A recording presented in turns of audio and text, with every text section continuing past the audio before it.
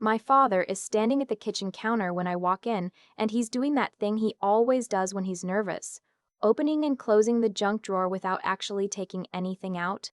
He doesn't hear me come in. The screen door at the back of the house doesn't latch properly anymore, and I've been meaning to fix it for months. That's the kind of thing I handle. Always have. "Hey, Dad," I say, and he startles a little, which is unusual for him. He turns around and his face resets into something familiar and warm. There she is.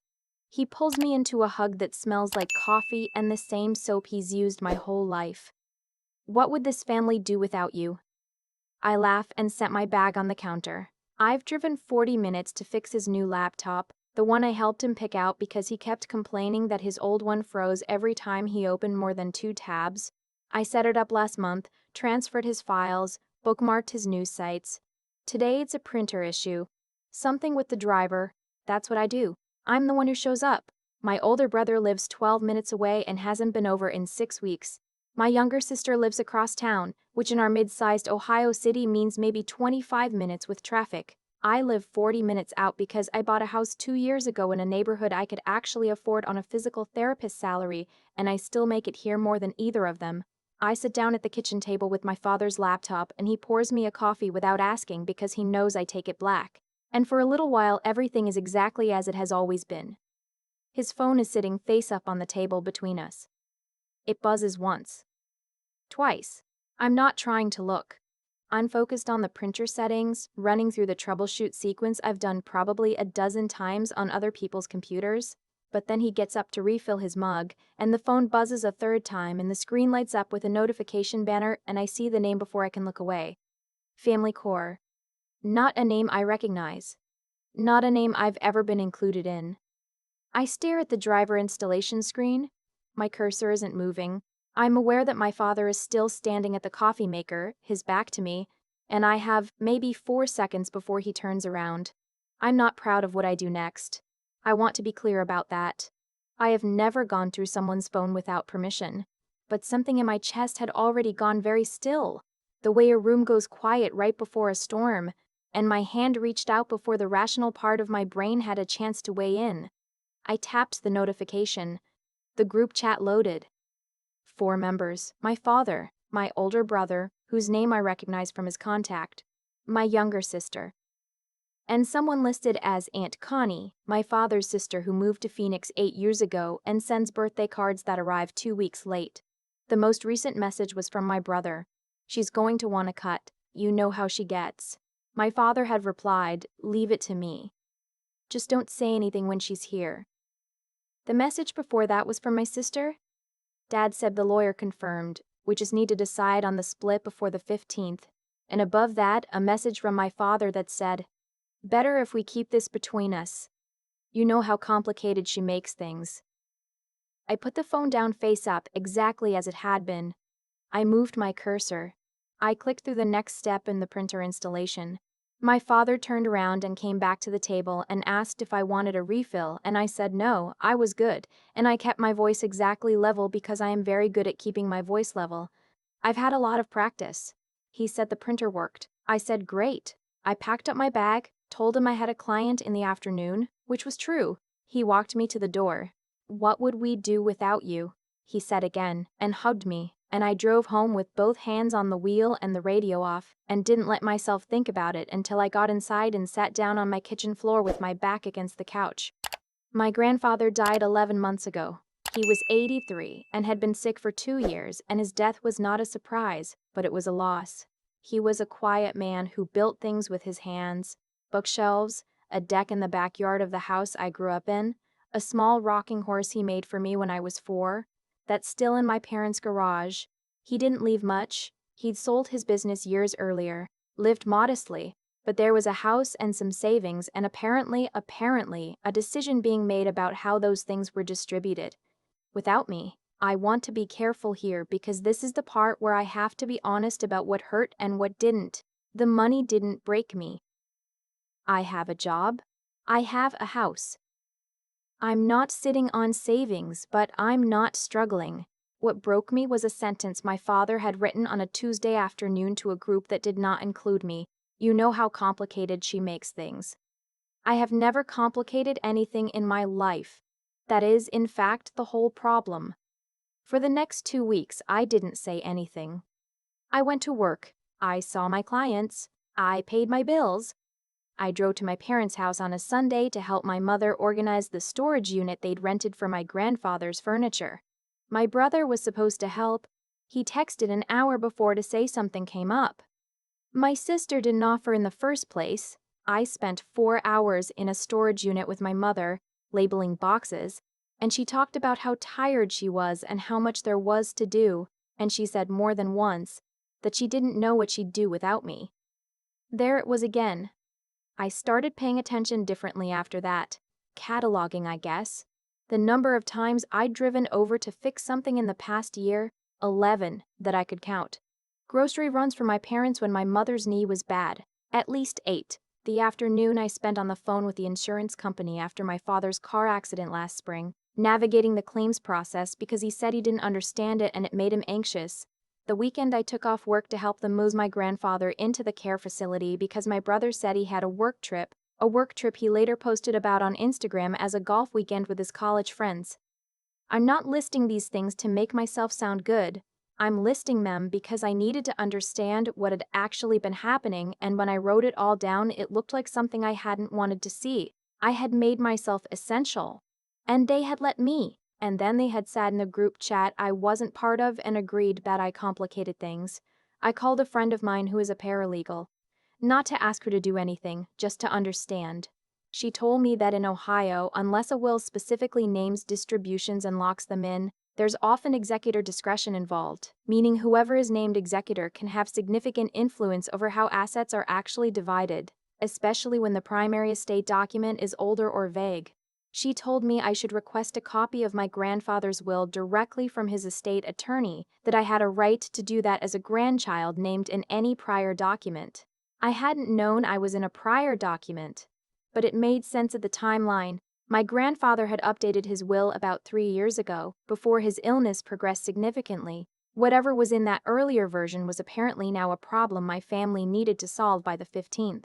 I wrote a letter to the estate attorney's office, professional, polite, requesting a copy of the most recent will and any amendments. 2 weeks later, I had it. My grandfather had left his assets to be divided equally among his 4 grandchildren, me, my brother, my sister, and my cousin on my aunt's side. Equal shares. It said so plainly. The executor was my father. I read that paragraph 4 times. Then I sat with it for a week. I want to be honest about this part too. There was a version of me that wanted to walk into my parents' house and put the will on the table and watch their faces. There was a version of me that wanted to screenshot the group chat and send it to my aunt in Phoenix, who I suspected didn't fully know what my father was planning. Those versions of me felt very loud for a few days. But here is the thing about being the person who always shows up. You learn, eventually, that you cannot control what other people do. You can only control whether you keep showing up. I decided not to keep showing up. Not out of anger, out of honesty. I drafted a message. I wrote it and rewrote it over the course of 3 days, because I wanted it to be precise. I didn't want it to be cruel. I didn't want it to sound like a tantrum. I wanted it to sound like what it was, a person telling the truth. I sent it to my father, not the group chat. I didn't acknowledge that I knew about the group chat because I didn't want to make it about the phone. I wanted to make it about the pattern. I told him that I loved him and that I valued our relationship and that I needed to step back from the role I'd been playing in the family, the logistical support, the tech help, the showing up whenever something needed handling. I told him I didn't feel that role had ever been acknowledged or reciprocated, and that I'd recently become aware of some conversations happening without my involvement that made me feel that the family's view of my place in things wasn't what I'd believed it to be. I told him I thought we needed to talk. Directly. Not through my brother or my sister. Just him and me. He called me within the hour. The conversation was not what I expected. I had prepared for defensiveness. I had prepared for him to deny knowing what I meant, to say I was being sensitive, to do the thing he'd always done when confronted with something uncomfortable, which was to become very still and very formal and change the subject within 3 minutes. Instead, he was quiet for a long time after I said my piece.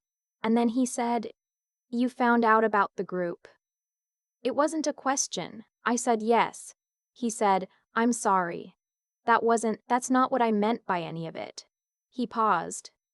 "I meant that you ask questions, you push back. Your brother and your sister they go along with things. And I didn't want to have a whole debate. You didn't want to deal with me pointing out that what you were planning wasn't what Grandpa actually wrote," I said. He was quiet again. "He wanted equal shares, Dad. That's what the will says." "I know what it says." "Then I'd like you to follow it." Another long silence. And then, in a voice that sounded older than I was used to hearing from him, he said, "I know I haven't always been fair to you. You've always been the one I call when I need something, and I don't know that I've said what that's meant to me. Or that it goes both ways." That undid me a little. I'll admit that. I wasn't expecting honesty, and it landed somewhere soft. We talked for another 40 minutes. I didn't forgive everything in that conversation. That's not how it works, and I'm skeptical of stories where one phone call resolves years of imbalance. But something shifted. He told me he would handle the estate as written. He said he'd talk to my brother and my sister. The 15th came and went. I received a letter from the estate attorney 2 weeks after that, formally notifying me of my share, equal as my grandfather had intended. My brother texted me the day after. Not an apology. "I want to be accurate about this," he wrote. "Heard you talk to Dad. Figured you'd find out eventually." I didn't respond. I've been thinking about what I want that relationship to look like, and I'm not there yet. My sister sent a voice note that was long and winding and had the shape of an apology without quite getting there. I listened to it once and set my phone down. My aunt in Phoenix called me. I hadn't reached out to her, but apparently my father had. She said she'd always felt something was off whenever the four of us were in the same room and that she was glad I'd said something. We talked for an hour. We've made plans to video call monthly. That part was unexpected and good. Here's the thing that I keep thinking about, the one that sits with me when I'm doing ordinary things. Driving to work, washing dishes, folding laundry in front of whatever I have on TV. I was the easiest person in that family to overlook precisely because I never made anyone feel the cost of overlooking me. I fixed things, I showed up. I absorbed the friction and I solved the problems, and I made myself so reliably, quietly useful that I became, to them, a kind of infrastructure. Infrastructure doesn't have feelings. Infrastructure doesn't ask for a share. Infrastructure definitely doesn't complicate things. My grandfather knew differently. He wrote equal shares into a document he signed while he still could, and he didn't tell anyone or make a point of it or wave it around. He just did it quietly, the way he built things. Like he was leaving something solid for me to stand on.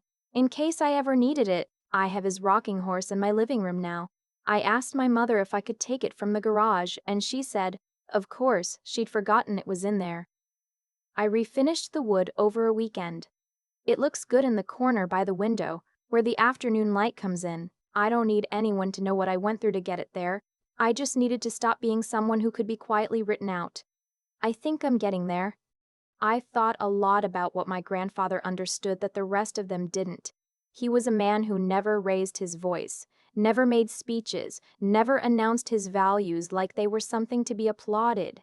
He just acted on them, quietly, consistently, the same way he built things, measuring twice, cutting once, making sure what he left behind would hold weight. He put equal shares into a document and signed it and didn't tell anyone, and I think he knew exactly what he was doing. He knew who was showing up. He knew who wasn't, and he decided, without drama, that it didn't matter, that fairness wasn't a reward for visibility, it was just what was right. I used to think being reliable was enough, that if I showed up, if I fixed things, if I made myself genuinely useful, that would translate into being seen.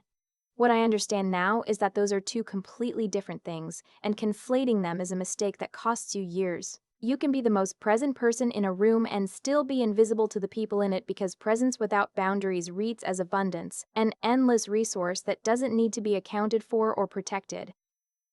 That's what I had become. Not a person exactly. A function. The hard thing about recognizing that is you can't unknow it.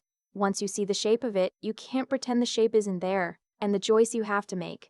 The one I had to make, sitting on my kitchen floor with my back against the couch, is whether you're going to be angry about it or honest about it. Anger felt available and justified. Honesty felt harder and more useful. What I did in those weeks wasn't strategic. I didn't plan a confrontation or engineer a moment. I just stopped performing a version of myself that wasn't working for me, and I told my father the truth in plain language. That's it. That was the whole thing. And what happened after? My father's silence on the phone, his admission, the estate being handled as my grandfather had written, none of that came from me outmaneuvering anyone. It came from a document that existed because an old man with a woodworking shop had believed in doing things right. There's something in that I keep returning to. Integrity isn't always visible in the moment you practice it. Sometimes it shows up years later, in a piece of paper, in a lawyer's letter, in a rocking horse left in a garage that no one thought to ask about. The choices you make when no one is watching, the choice to be fair, to be honest, to hold a standard even when it inconveniences you. Those things don't disappear. They accumulate somewhere. And eventually, they matter. I'm not the same person I was before I saw that group chat. I don't mean that as a wound. I mean it as a fact. I had a belief about my family and about my place in it. And that belief was corrected, and the correction was painful, and now I live with more accurate information. That's not a loss. That's what growing up actually looks like. I think, not a single moment, but a slow accumulation of hard truths you finally decide to stop arguing with. My grandfather's rocking horse sits in the corner of my living room where the light comes in. I refinished it myself over a weekend. I didn't need help. I didn't ask for any. I just did the work, the way he would have, and when it was done, it was solid and it was mine.